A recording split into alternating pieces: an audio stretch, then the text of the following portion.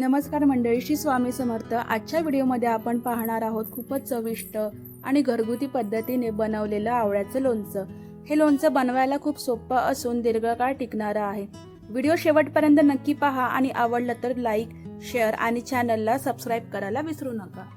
जाणून घेऊया आपण आवळ्याचे फायदे। आवळा हा व्हिटॅमिन सी चा उत्तम स्रोत आहे, त्यामुळे रोगप्रतिकारक शक्ती वाढते, केस मजबूत होतात, केस गळती कमी होते आणि केसांना नैसर्गिक चमक येते। तसेच त्वचा निरोगी राहते, सुरकुत्या कमी होतात आणि चेहरा तेजस्वी दिसतो। तसेच पचनक्रिया सुधारते व बद्धकोष्ठतेचा त्रास कमी होतो।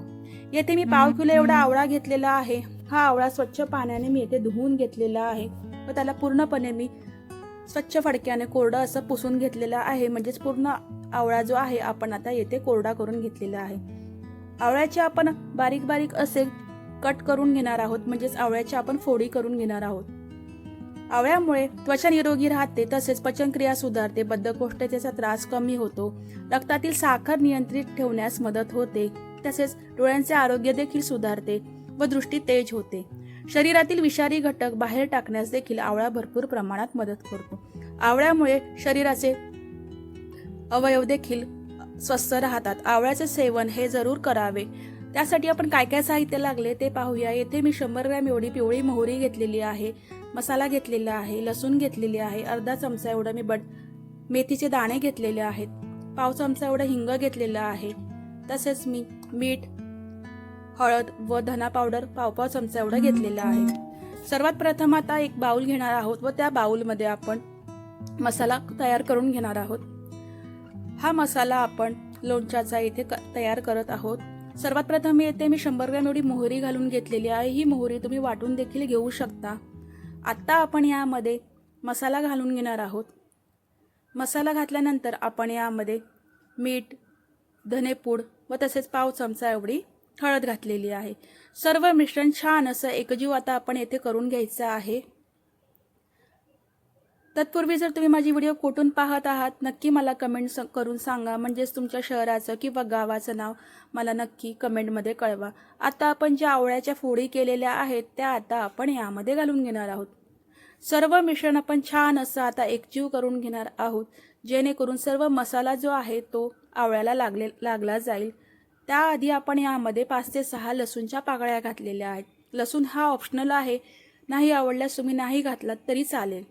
सर्व मिश्रण आता चमच्याच्या सहाय्याने पूर्णपणे एकजीव करून घेऊयात। आवळा हा शरीरासाठी भरपूर फायदेशीर आहे, त्यामुळे तुम्ही आवळ्याचे सेवन मुरंब्याच्या स्वरूपात किंवा लोणच्याच्या स्वरूपात तुम्ही नक्की करा।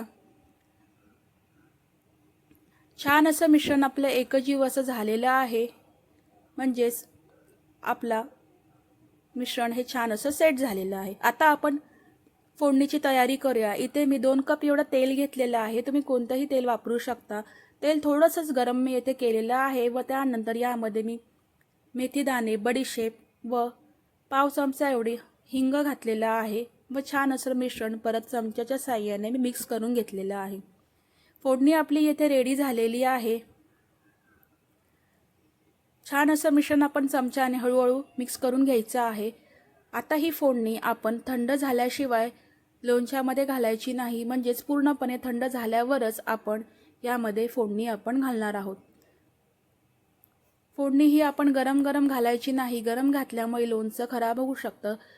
पाहू शकता फोडणी आपली छान अशी थंड झालेली आहे। आता ही सर्व मी त्या लोणच्यामध्ये घालून घेत आहे। बघू शकता आपलं झटपट असं आवळ्याचं पौष्टिक आणि गुणधर्मांनी भरलेलं असं आवळ्याचं लोणचं येथे तयार झालेलं आहे। तर नक्की ही रेसिपी कशी वाटली नक्की कमेंट करून सांगा। व्हिडिओ आवडल्यास लाईक करा आणि व्हिडिओ शेवटपर्यंत पाहिल्याबद्दल धन्यवाद। स्वस्त रहा, मस्त रहा। भेटूया नेक्स्ट व्हिडिओमध्ये। Bye bye.